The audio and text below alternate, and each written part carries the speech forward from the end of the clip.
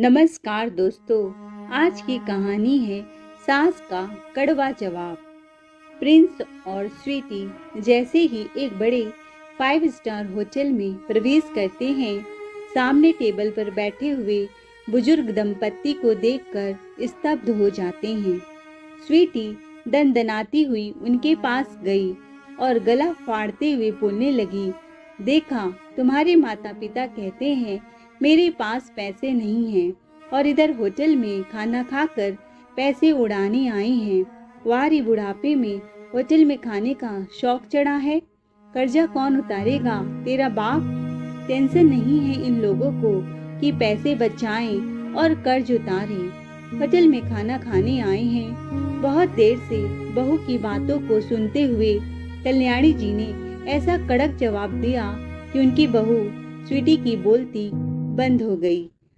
दरअसल रमेश जी और उनकी पत्नी कल्याणी जी एक छोटे से गांव में रहा करते थे और रमेश जी सीधे साधे इंसान थे जो कि अपनी खेती से मजदूरी करके अपने बच्चों का पेट पाल रहे थे। उनका एक बेटा और 3 बेटी थी। बचपन से ही उनका बेटा उनकी आंखों का तारा था। वह अपने बेटे को बहुत ज़्यादा प्यार करते थे। समय के साथ साथ उनके बच्चे बड़े हुए तो उन्होंने छोटी उम्र में ही अपनी सारी बेटियों के हाथ पीले कर दिए, क्योंकि कहीं न कहीं उनकी सोच थोड़ी पिछड़ी हुई थी और वे अपने बेटे के भविष्य पर जितना ध्यान देते थे उतना अपनी बेटियों के बारे में नहीं सोचते थे। उन्होंने शुरू से ही बस एक बात सोच रखी थी कि बस बेटियां 18 साल की हो जाएं तो उनके हाथ पीले करके अपनी जिम्मेदारियों से मुक्त हों, और इसलिए उन्होंने शुरू से ही बेटियों की पढ़ाई पर भी कोई खास गौर नहीं किया। उनकी बेटियां वहीं गांव में घर और खेतों का काम संभाला करती और उसके बाद समय निकालकर थोड़ी बहुत पढ़ाई कर लिया करती थी। उनकी जिंदगी लगभग रुकी हुई थी। सभी बहनों में छोटी बहन फिर भी थोड़ी होशियार थी और पढ़ना भी चाहती थी, पर जब उनकी बड़ी बेटी 19 बरस की हुई तो उसके साथ ही उन्होंने अपनी छोटी बेटी रानी की भी शादी करवा दी, जबकि वह अभी 18 की पूरी भी नहीं हुई थी। उसने तो बहुत मना किया और कहा भी कि मेरी शादी जबरदस्ती मत करवाओ, अभी मैं बहुत छोटी हूँ। कानूनी तौर पर इतनी छोटी लड़की की शादी करवाना ठीक नहीं है, इसीलिए आप लोग मेरी शादी मत करवाओ। लेकिन बेटियाँ कहाँ माँ बाप के आगे जीत पाती हैं। जब माँ बाप ने रो रो कर गिड़गिड़ा कर उससे कहा तो वह भी मान गई। आखिर माँ बाप की इज्जत तो रखनी थी और बेचारी शादी के लिए उसने भी हामी भर दी। सभी बेटियों की तो शादी हो चुकी थी। अब वे लोग अपने बेटे की पढ़ाई लिखाई पर जितना हो पाता उतना खर्च करते। यहाँ तक कि 12वीं के बाद अपने बेटे की पढ़ाई के लिए उन्होंने शहर भी भेज दिया, जबकि उनके घर की आर्थिक स्थिति इतनी अच्छी भी नहीं थी। खूब मेहनत की, दिन रात काम किया और बेटे को आशीर्वाद देकर शहर में पढ़ने के लिए आखिरकार भेज ही दिया। अब समय भला किसी के लिए कहाँ रुकता है। समय के साथ साथ छोटी बहन की जीवन में कुछ कर गुजरने की इच्छा भी बढ़ती जा रही थी। वह अपने पैरों पर खड़े होना चाहती थी। ईश्वर की कृपा से उसका पति अच्छी सोच वाला इंसान था। उसने अपने पत्नी का साथ दिया और कहा कि यदि तुम जीवन में कुछ करना चाहती हो, आगे बढ़ना चाहती हो, तो मैं तुम्हें रोकूंगा नहीं। और इधर छोटी बहन ने अपनी आगे की पढ़ाई शुरू कर दी। वह डेली स्कूल नहीं जा पाती, लेकिन घर में कुछ किताबें और आसपास की टीचर की मदद से पढ़ लिया करती। उसका पति उसे परीक्षा दिलाने तो ले ही जाया करता। और इधर रमेश जी का बेटा, जो कि बड़ा ही नालायक और कामचोर किस्म का था, उसे पढ़ाई लिखाई से एकदम मतलब ही नहीं था। लेकिन माँ बाप ने तो ठान लिया था कि बेटियों का तो हो गया जो होना था। बाकी उनका उद्देश्य तो अपने बेटे को आगे बढ़ाना था। वह हमेशा ही अपनी बेटियों को अपने बेटे से कम आंकते थे और फिर उनके बेटे ने उनके साथ जो किया उसकी उम्मीद भी उन्होंने कभी नहीं की थी।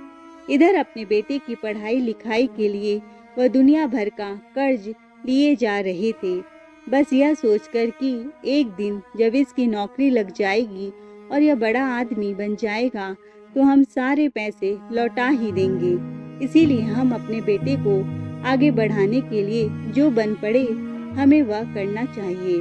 बस यही सोचकर दोनों बूढ़े माँ बाप बेटे के लिए, उसके भविष्य के लिए अपने ऊपर दुनिया भर का कर्ज करते रहे। कर्ज के पैसे ज़्यादा बढ़ जाने के कारण बेचारे रमेश जी और कल्याणी जी दोनों ही बहुत चिंतित रहते थे, लेकिन फिर एक दूसरे को ही समझा देते कि बेटा अपनी पढ़ाई करके नौकरी ढूंढ लेगा और फिर हमें मुसीबतों का सामना नहीं करना पड़ेगा। दोनों अपने बेटों को आगे बढ़ाने में लगे हुए थे। देखते ही देखते वह समय भी नज़दीक आ गया जब उनका बेटा अपनी ग्रेजुएशन भी कंप्लीट कर चुका था। उनकी बेटी रानी भी पढ़ाई पूरी करके बहुत अच्छी नौकरी करने लगी थी। अब वह भी घर के खर्चों में हाथ बटाने लगी थी। इधर उसका भाई जो कि पढ़ाई पूरा होने के बाद भी नौकरी के लिए हाथ पैर मार रहा था, क्योंकि उसने शुरू से कभी पढ़ाई में दिमाग ही नहीं लगाया। शुरू से ही उसे जिस चीज़ की ज़रूरत थी वह चीज़ उसे मिल जाती आसानी से, जिसके कारण आज वह इतना लापरवाह हो गया था कि आज वह कुछ नहीं करना चाहता था। वह तो अपने माँ बाप के ऊपर निर्भर होकर रह गया था, लेकिन अब जीवन भर उसके माँ बाप तो उसका खर्चा नहीं चला सकते थे ना। इसीलिए उसे खुद भी अपने पैरों पर खड़ा होना था। और फिर अब उसकी शादी की भी उम्र हो चुकी थी, तो उसके माँ बाप यही चाहते थे कि वह जल्द से जल्द कोई नौकरी ढूंढ ले, जिससे कि वह कोई अच्छी सी लड़की देखकर उसकी शादी भी करवा देंगे। लेकिन उन्हें इस बात का अंदाजा नहीं था कि उनके बेटे के दिमाग में कुछ और ही चल रहा है, कि उनका बेटा कितना नालायक निकल सकता है। कॉलेज से निकलने के बाद उसके माता पिता ने उसे कई बार समझाया कि बेटा किसी ढंग की जगह कोई नौकरी ढूंढ ले, जिससे कि घर में दो पैसे आते रहेंगे और तुझे रोजगार भी मिलेगा।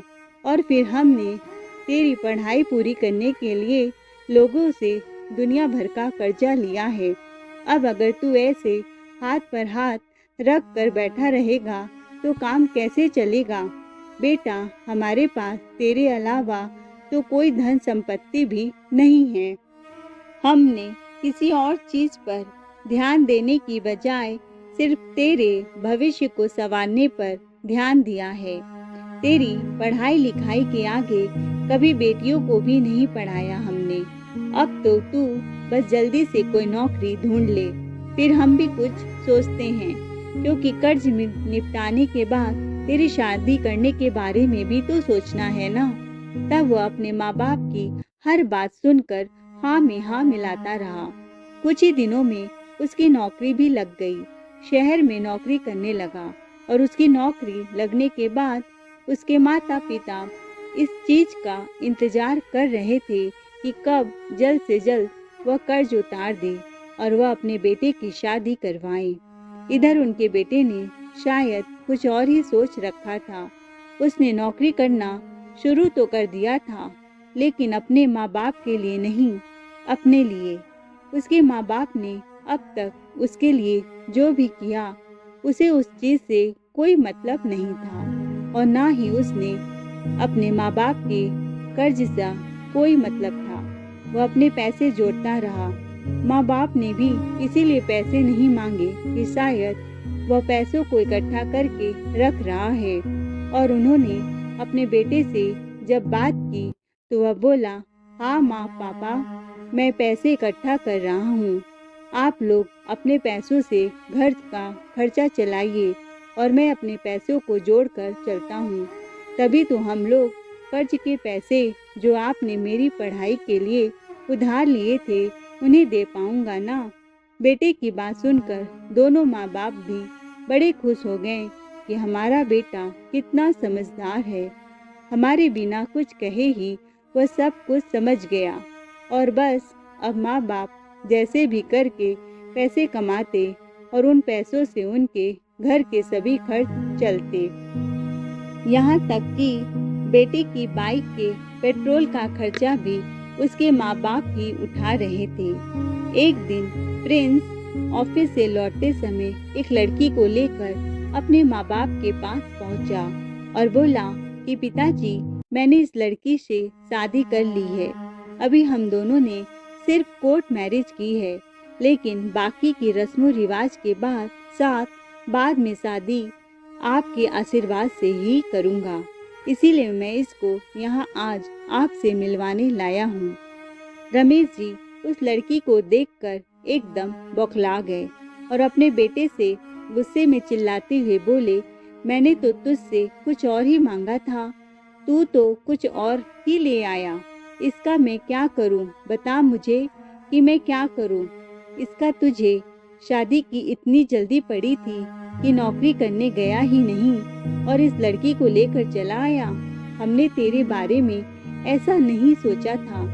आज नहीं तो कल तेरी शादी करनी ही थी। क्या मैंने तुझसे यह नहीं कहा था कि एक बार सारा कर्जा उतर जाए, उसके बाद हम तेरी शादी ब्याह के बारे में भी सोचेंगे। लेकिन ऐसा लगता है जैसे तू बूढ़ा हो गया था। शादी की तुझे इतनी जल्दी मची थी। गुस्से में रमेश जी कह रहे थे और वे इतना सब कहे जा रहे थे तो उनका बेटा बोला, बस पापा, आप मेरी होने वाली पत्नी के सामने मेरी इतनी बेइज्जती नहीं कर सकते। यही तो प्रॉब्लम है आप लोगों की। गांव में रहकर आपकी सोच भी इतनी ही छोटी हो गई है। जब देखो तब पैसा पैसा करते रहते हो। अरे, मैंने नौकरी अपने लिए लगाई है या आप लोगों के लिए? अगर कमा कमा कर आप लोगों को देता रहूं तो बहुत अच्छा, और अगर मैंने अपने बारे में सोच लिया तो मुझे खरी खोटी सुनाने लगे। सचमुच पापा, दुनिया कितनी स्वार्थी है। जब माँ बाप ही अपने बच्चों के बारे में ना सोचे तो किसी और से क्या ही उम्मीद करनी। इस बात को सुनकर रमेश जी को और गुस्सा आ गया और बोले, क्या कहा तूने स्वार्थी? अब हम दोनों स्वार्थी हो गए हैं। क्या नहीं किया हमने तेरे लिए? जो हमारे बस में नहीं था वह खुशियाँ भी हमने तो खरीद कर दी। चाहे कैसे भी कहीं से भी हो, तूने जो मांगा हमने तुझे ला कर दिया। और आज जब तू इस लायक हो गया है कि खुद कमा कर अपने पैसों पर खड़ा हो गया है, तब तुझे हम स्वार्थी दिखाई दे रहे हैं। आज जब हमें तेरे सहारे की जरूरत है तब तेरे लिए हम स्वार्थी हो गए।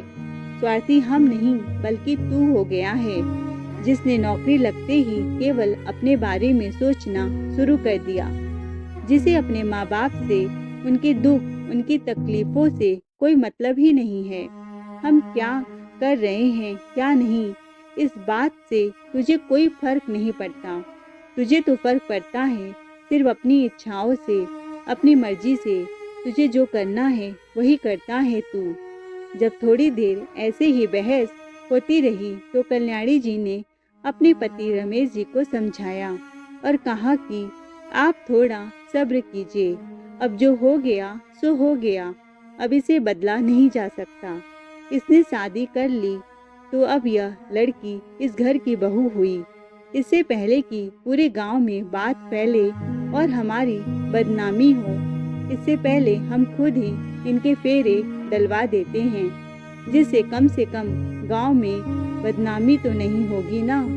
जैसे तैसे उन्होंने रमेश जी को समझाया और उन्होंने उस लड़की को घर में आने दिया।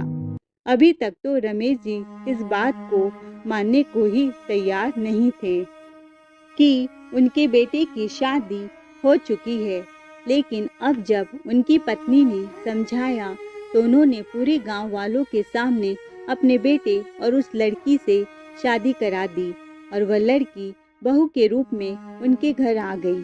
कुछ दिन तक तो दोनों ठीक रहे। फिर कुछ दिन बाद उनके बेटे ने अपने पापा से कहा, पिताजी, हम दोनों शहर में ही कमरा लेकर किराए पर रह लेते हैं, क्योंकि आप तो जानते हैं कि गांव के माहौल और शहर के माहौल में कितना अंतर होता है। यह शुरू से ही शहर में रही है, गांव में एडजस्ट करने में बड़ी प्रॉब्लम आ रही है। इसे अपने साथ लेकर शहर में ही रहने के लिए चला जाता हूँ। हर महीने यहाँ आकर आपको पैसे दे जाया करूँगा या फिर आपके खाते में पैसे डाल दिया करूँगा। अगले महीने ही मैं इकट्ठे हुए सारे पैसे लेकर यहाँ आ जाऊँगा। तब आप धीरे धीरे अपने कर्जदार का हिसाब कर देना, ठीक है? रमेश जी सब कुछ समझ भी रहे थे कि बेटा अपनी जिम्मेदारियों से पल्ला झाड़ रहा है। अब उनकी हालत बद से बदतर होती जा रही थी, क्योंकि अपने बेटे के चक्कर में उन्होंने इतना कर्जा ले लिया था कि अब यदि वह इस तरीके से खेती करके पूरे जीवन भी यदि कर्जदार को देते, तब भी वह कर्जा पूरा नहीं चुका पाते और उन्हें अपना बेटा अपनी जिम्मेदारियों से हाथ खींचता हुआ नजर भी आ रहा था। तो इसके कारण वह और ज्यादा चिंतित थे कि पता नहीं अब क्या होगा। बेटे को तो अब रोकने का कोई फायदा नहीं था और इसलिए उसे जाने दिया। अब बेटा और बहू दोनों ही घर से जा चुके थे। रमेश जी अपनी पत्नी कल्याणी जी के साथ घर में अकेले रह गए। दोनों एक दूसरे से बातें करके ही अपना मन हल्का कर लिया करते थे।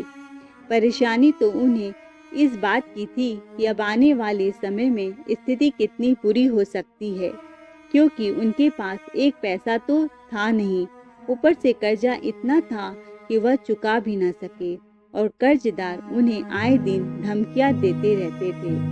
दिन प्रतिदिन बेचारे रमेश जी की स्थिति और ज्यादा दयनीय होती जा रही थी।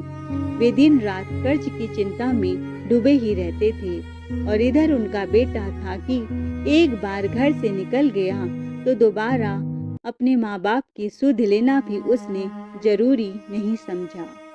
जब माँ बाप ने कई बार उसे फोन किया, तब जाकर वह एक दिन आया और अपने पिताजी के हाथ में 15,000 रुपए थमा कर बोला, पापा यह लो पैसे और इन पैसों से अपने कर्जदार का मुंह बंद करवा देना। उन 15,000 रुपयों को देखकर रमेश जी का माथा ठनक गया और अब वे अपने बेटे से बोले, तेरा दिमाग तो ठीक है ना? इन 15,000 में से किस किस का मुंह बंद करूंगा? तेरे स्कूल की पढ़ाई तक तो मैंने खुद ही जैसे तैसे बोझा ढोया, फिर तेरी कॉलेज की पढ़ाई के लिए मैंने हर साल 50,000 का कर्ज उठाया। तेरे हॉस्टल के खर्चे, तेरी महंगी महंगी किताबों का खर्चा, सारा पैसा मैंने दूसरों से कर्ज मांगकर तुझे दिया। यहाँ तक कि तेरी पढ़ाई पूरी होने के बाद भी तेरी बाइक भी मैंने उधारी के पैसों से ही निकलवाई। इस वक्त मुझ पर कम से कम 3 लाख रुपयों का कर्जा है और तू कह रहा है कि 15,000 में मैं कर्जदार का मुंह बंद कर दूं। तुझे शर्म नाम की तुझमें चीज है कि नहीं? तूने मुझे पहले 1 साल से यह कहकर शांत रखा था कि पापा मैं पैसे जोड़ रहा हूँ, फिर आप इकट्ठा करके सारे पैसे कर्जदार को दे देना। क्या 1 साल में तुझसे यह 15,000 रुपए जुड़े हैं? बता कि 1 साल तक तूने क्या किया उन पैसों का, जो तेरे पास 15,000 ही बचे हैं। जब रमेश जी गुस्से में चिल्लाने लगे तो उल्टा उनका बेटा उनसे ही तेज आवाज में बोला, आप लोगों ने क्या ड्रामा लगा रखा है? मैं कुछ भी करूं, आपको हर चीज से परेशानी है। जब मैंने शादी की तो आपको उससे परेशानी थी, अब जब मैं आपको कर्ज निपटाने के लिए पैसे दे रहा हूँ तो आपको इससे भी परेशानी है। अरे अभी 15,000 दिए हैं तो धीरे धीरे करके मैं और भी देता ही रहूँगा। चुका देना कर्जा, कौन सी आफत आ रही है? इस पर रमेश जी बोले, मैंने जिनसे पैसे लिए हैं ना, वह मेरे कोई रिश्तेदार या सगे संबंधी नहीं है। जब तक मैंने उनसे जितना पैसा लिया था ना, उस पर ब्याज लगाकर वह पैसा इतना बढ़ा चुके हैं कि कम से कम मैं तो उसे नहीं चुका सकता, और पिछले 1 साल में वह और भी ज़्यादा बढ़ गया है। 1 साल से अगर तू थोड़े थोड़े पैसे दे रहा होता तो आज ना तो वह पैसा इतना बढ़ता और ना ही मुझे आज यह दिन देखना पड़ता। तू तो पढ़ा लिखा है ना, तो हिसाब किताब लगा कर देख ले कि अगर मैं ऐसे हिसाब से पैसे देता रहा तो क्या मैं इस जीवन में इस कर्ज को चुका भी पाऊंगा? मुझे तो नहीं लगता, क्योंकि इतने की तो हर साल मेरे पर ब्याज बढ़ जाया करेगी। अब उन दोनों में जरा सी बहस क्या हुई, बेटा गुस्से में उन 15,000 रुपये को उठा कर भी चला गया और बेचारे रमेश जी वहीं खड़े के खड़े देखते रह गए। कल्याणी जी ने भी अपने बेटे को रोकने की कोशिश की, पर वह गुस्से में तमतमाता हुआ निकल गया और मुड़कर नहीं देखा। और अब तो उसने अपने माँ बाप का फोन उठाना भी बंद कर दिया था।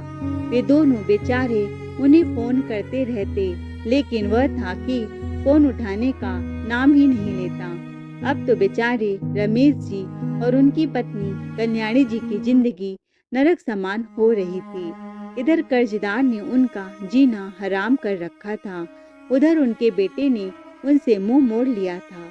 उनके पास जमीन जायदाद के नाम पर थोड़ी सी खेती थी। अब जब अधिक समझ न आया तो उन्होंने अपने उस खेत को बेचने के बारे में सोचा, जिससे वे थोड़ा बहुत कर्जा चुका सके। एक दिन अचानक उनकी छोटी बेटी रानी और दामाद उनके घर आ गए।